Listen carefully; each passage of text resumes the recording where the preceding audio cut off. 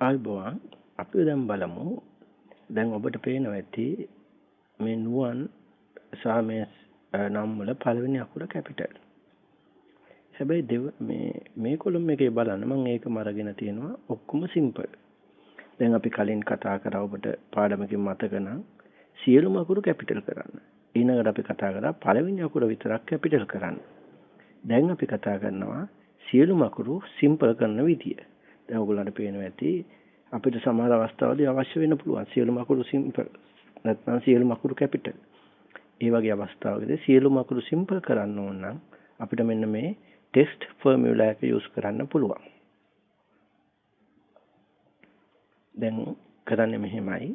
මම මේ කොලම් එක ඩිලීට් කරනවා ඔයගොල්ලන්ට පෙන්නන්න. දැන් මට අවශ්‍ය මේ කොලම් එකේ තියෙන ටික ඔක්කොම සියල්ල සිම්පල් වලින්. මොන මම ටෙස්ට් ගියා.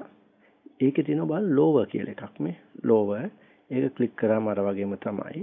මම මේ වගේ අවශ්‍ය සෙල් එක සිලෙක්ට් කරනවා.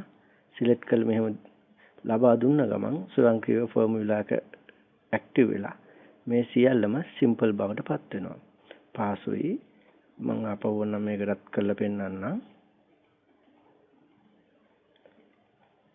ටෙස්ට් ෆෝමියුලා ටැබ් එකේ ටෙස්ට් එකේ ලෝවර් දැක්කද සියල්ලම සිම්පල්.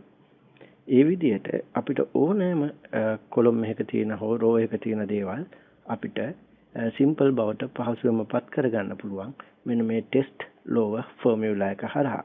ඉතින් මේ වගේ පහසුවෙන් කරන්න දේවල් තියෙන Excel වල ඇත්තටම කට්ටිය හිතනවා ගොඩක් Excel වල කැපිටල් සිම්පල් කරන්න බෑ අයියෝ ගහන්න ඕන එහෙම නෑ.